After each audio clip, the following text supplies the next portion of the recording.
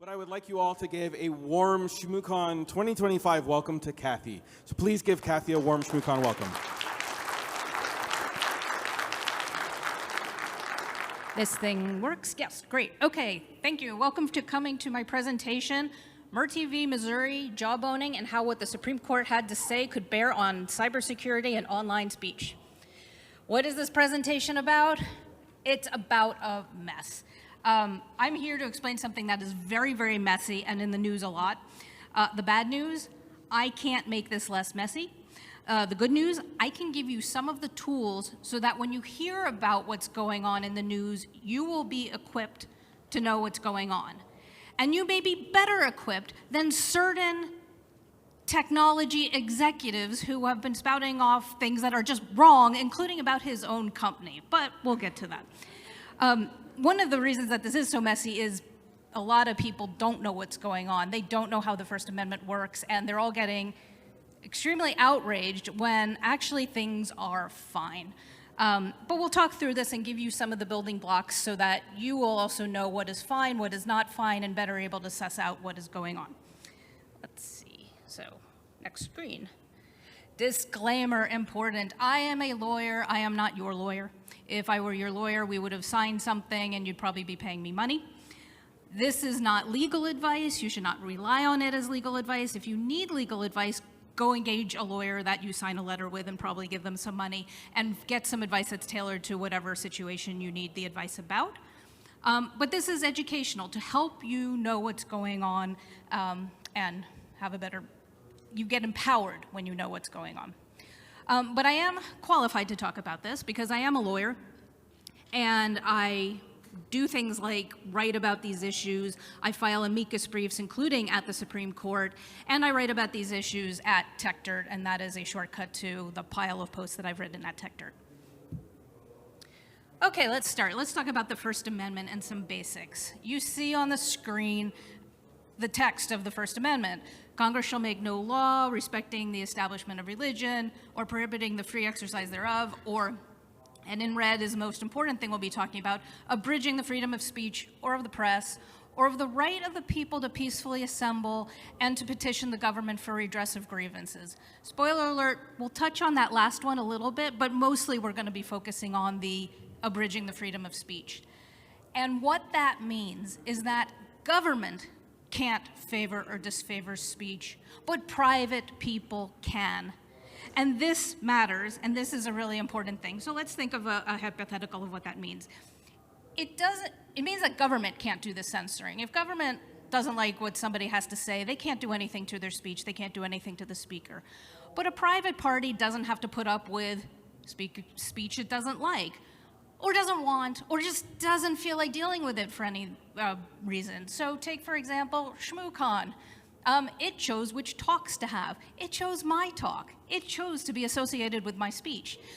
But all the people whose talks got rejected can't say that ShmooCon violated its First Amendment rights because ShmooCon is a private party and totally allowed to make these decisions for itself, exercise its own editorial discretion, and choose what speech to be associated with. And people keep getting this wrong, including some very famous technology executives on Joe Rogan show, was apparently it found out from yesterday. But it matters because if we take this into the internet context, we're talking about internet platforms.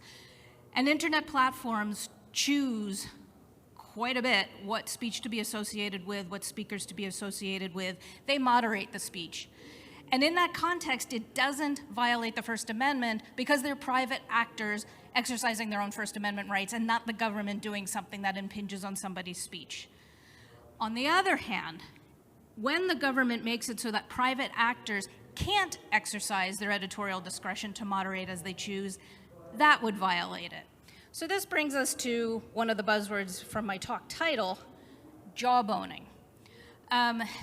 Jawboning at its essence is what happens when government doesn't like some speech, but the First Amendment says you can't go after that speech directly. So they'll say, okay, I will go after a third party and pressure the third party to act against the speech that I don't like.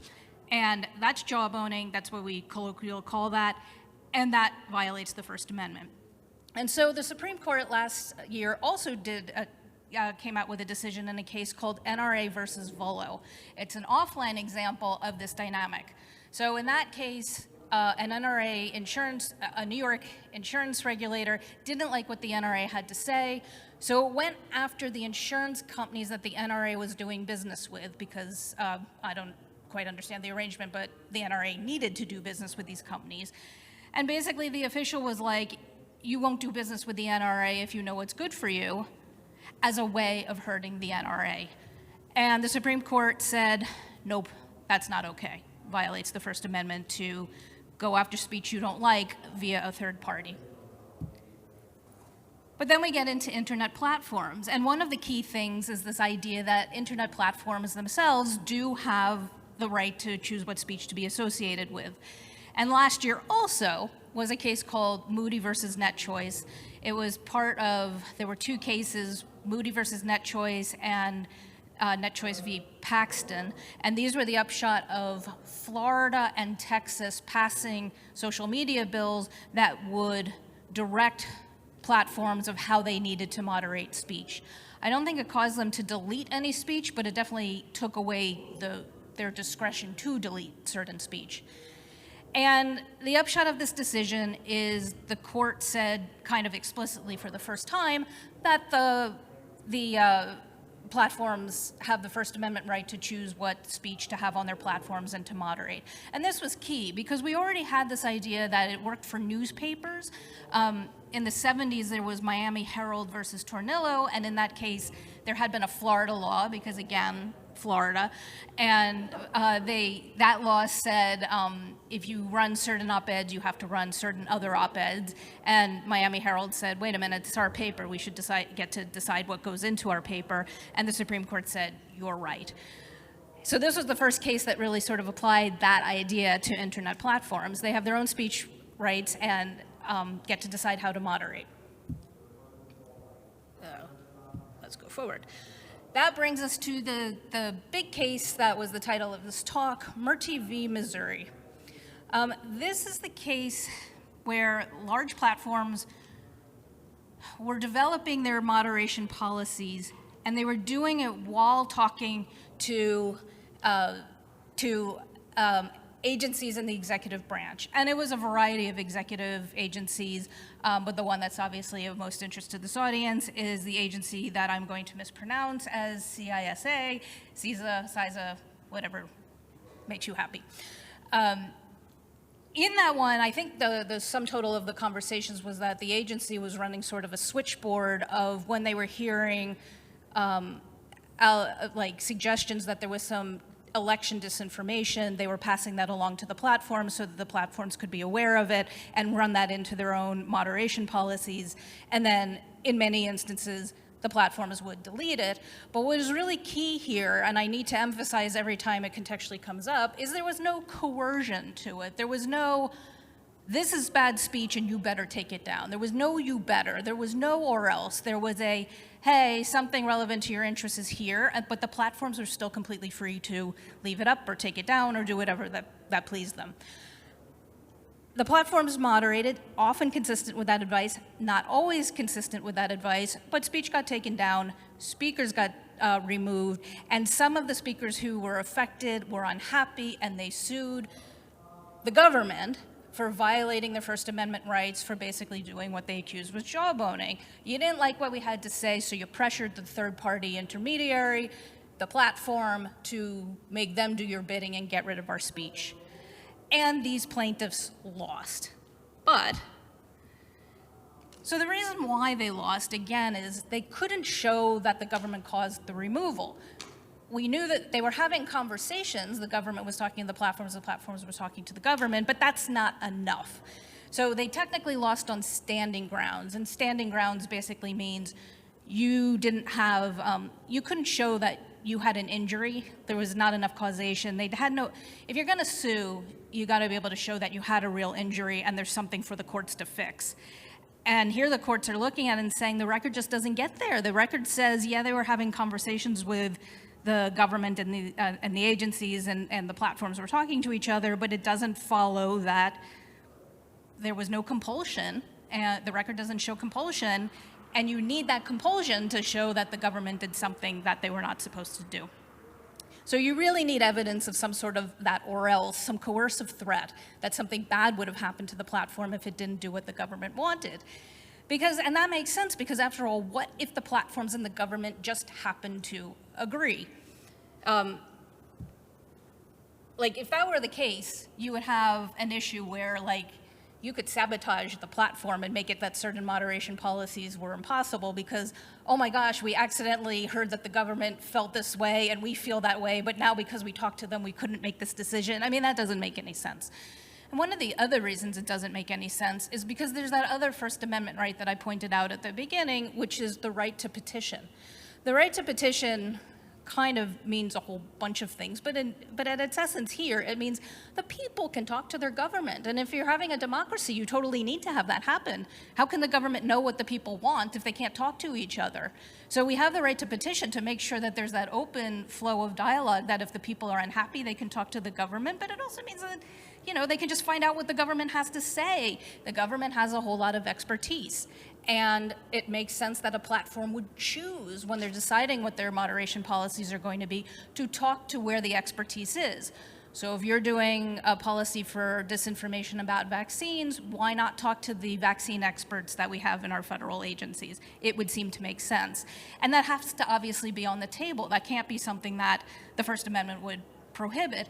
But when this lawsuit was filed, up until the Supreme Court decision, it was chilling those conversations. There were people in the executive agencies who were not talking to the platforms anymore, canceling meetings, and all that expertise and resource became unavailable to the platforms, and the platforms were on their own.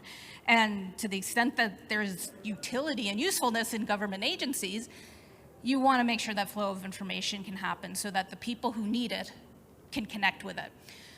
So that would also apply to, what the cybersecurity knowledge that we have in our federal agencies.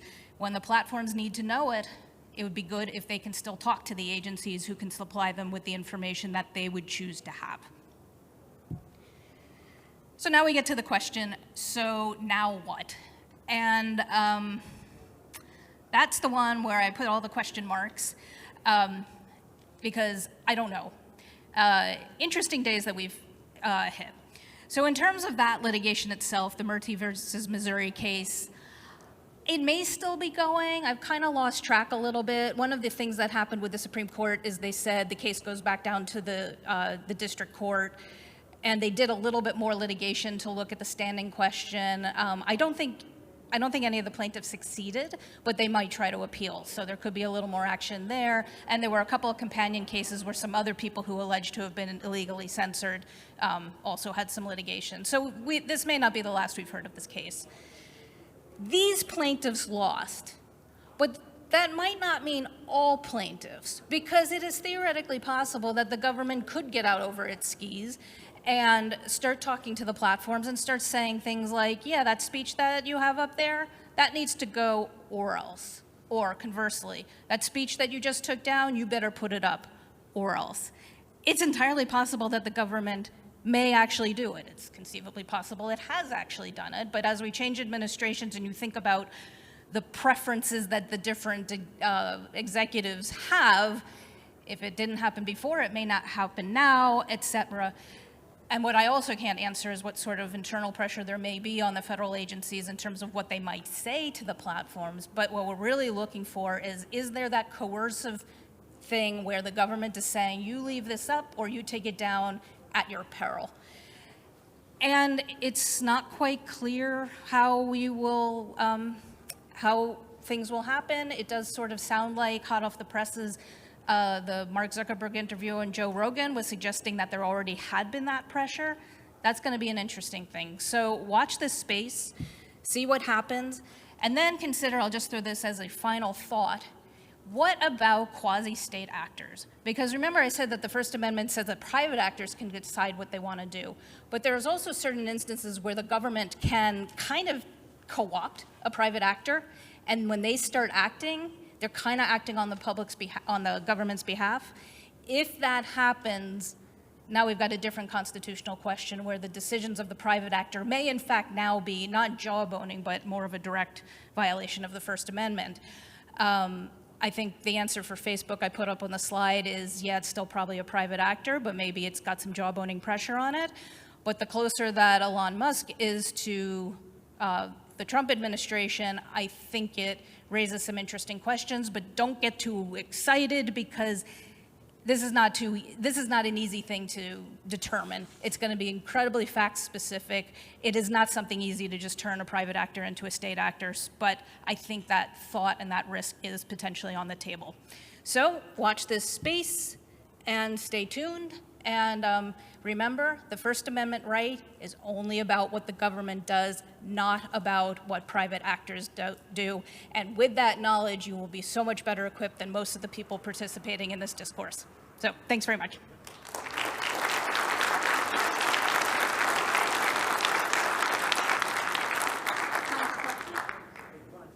Any questions? We've got time for one or two. You got your hand up first. Okay, you got your hand up. Okay.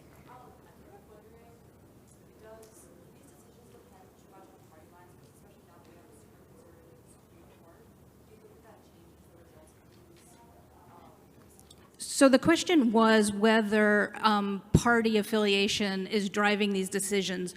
The First Amendment stuff happens to be, I think, one of the things where the Supreme Court has sort of not been as partisan as some of the other decisions that it's made. And for instance, the Murthy decision was written by Justice Barrett. So she's a conservative justice. So I don't want to get too confident. There was just a hearing in the TikTok ban case yesterday. I mean, every time we go up to the court, I white knuckle it and wait. But this is something where so far they've looked at the precedent a lot more purely and tended to respect the precedent. And you can find people on both sides of the aisle in terms of the justices who see the issues. There's also a couple of justices who are much more reactive in their jurisprudence. I don't count on their votes, but I think they're in the minority, and you can put together a majority of the justices who are left. Yes, who yielded in the first place. So, in this Murthy case, one of the problems that plaintiffs faced was that they couldn't prove that it was going to happen again. The government sort of stopped by and obviously that was a problem in the case with the NRA. How do you think we can square that? And how do you think about whether this takes a long time for a case like this to make it work? That should always be the case. That there's people who want to stop servicing at one time, may have one view, and people may want to stop it at another time, may have another view.